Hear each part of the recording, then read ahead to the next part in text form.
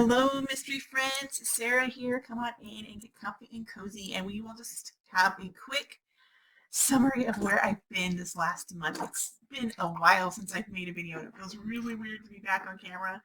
And I've got the whole self-conscious thing happening again because it's been so long.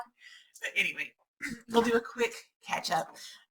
If you've been following me for any amount of time in March, in April, you know that I've been sick off and on through that time. And I did my 5th annual family readathon. And I have yet to tell you how I liked those books. So I'm just going to tell you my 2 favorites of my family readathon. That sound you hear is my turtle freaking out. Let's see if I can get him to come on camera. He's totally freaking out over here. See the water? Oh.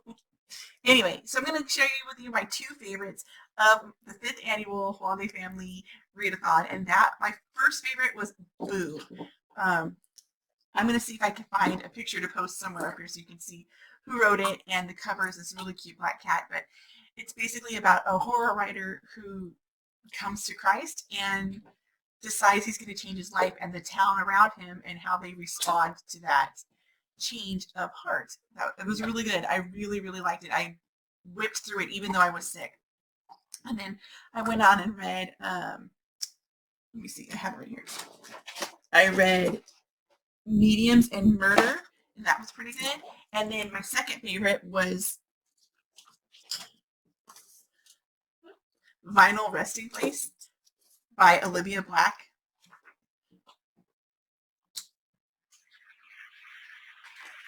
And it's about sisters who own like a vinyl record store, and it's pretty fun, and it was a cozy mystery. I really enjoyed that one too.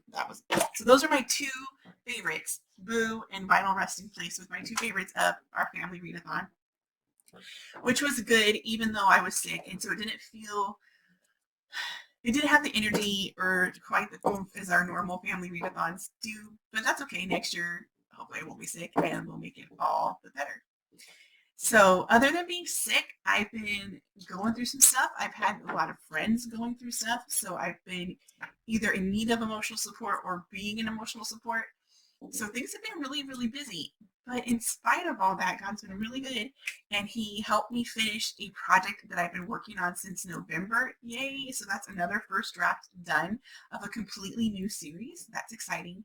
And then he helped me finish editing the 7th book in the Honey Pot Mystery series, which I'm really excited about.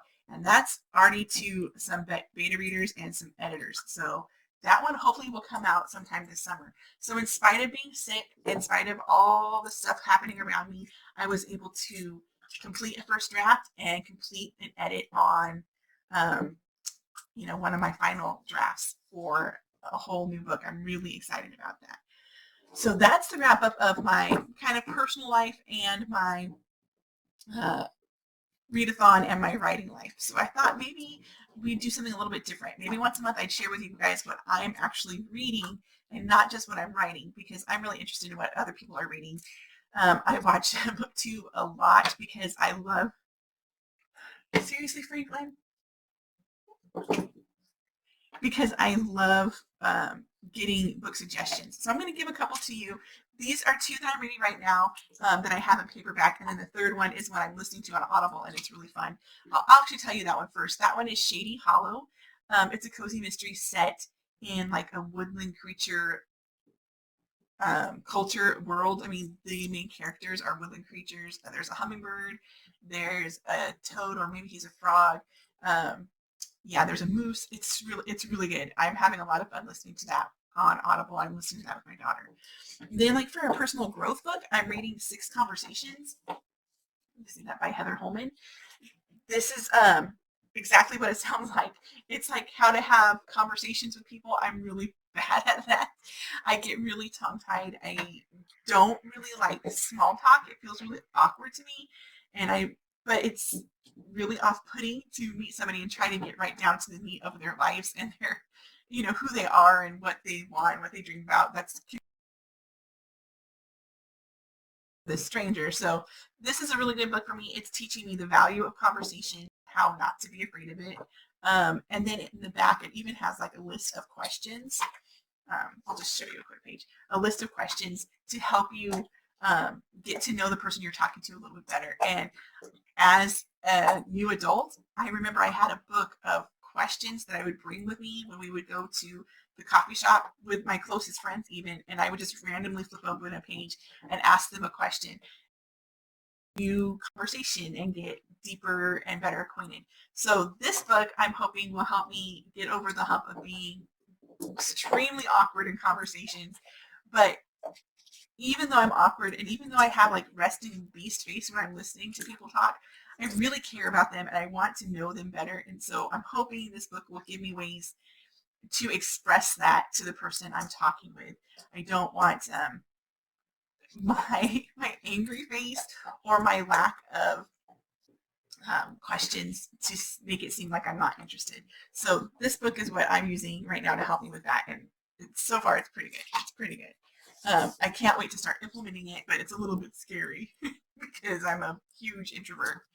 And then I'm reading another cozy mystery by Tanya Capez, Hitches, Hideouts, and Homicides. This is book 7 in her series. And I'm not just reading it, I'm analyzing it, which I do from time to time. When I find an author, I really like how their words flow. I like to analyze their writing and make it's like I'm studying them and they're becoming a teacher to me. But I also like to study them to find their voice and how it's different than my voice. Not judgmental wise, but just to see the different flavors of people's voices. I cannot be her. I'm not going to try to be her. But I like learning, and that's here's Hitches, Hideouts, and Homicides. It's pretty fun right now. You can see where I've started taking some, well, look at the camera, taking some notes. I have it highlighted. So like the yellow that you see highlighted is all the dialogue, because I love to see how many pauses there are for dialogue in a story. And I tend to find the stories I like the most have a lot of dialogue and a little less description. So when I go through and highlight all the dialogue, it helps me see what percentage of this person's work, especially somebody I admire, is dialogue compared to just narration and explanation. And then I have purple highlights, and that's for clues or things that I think will be clues or potential red herrings later on. And I like to highlight those so that when the story is over, I can go back and see if I was correct about this being a clue or not. And then I use green to highlight people's names so that I make a little list of who the suspects are and who the main characters are. And I like to list it out chapter by chapter, saying, this had these 5 people in it. This is what they're doing. This is what I think the main clues are. And that's a really fun way for me to study cozy mysteries. And I find the more I study them, not only the better at writing them I become, but the better I am at explaining them to my students who I teach how to write cozies to, my junior high and high school students. So, yeah, so that's what I'm reading right now. Shady Hollow is an Audible book, and it's really fun. 6 Conversations by Heather Holman is teaching me how to actually talk to people again and not just tweet or text them. And then Hitches, Hideouts, and Homicides by Tanya Capez is my study book of the month. I'm also digging into scripture a lot more. I'm in Numbers and Deuteronomy right now, which are really hard for me to dive into because there's a lot of lists, but I'm doing my best and I'm pushing onward.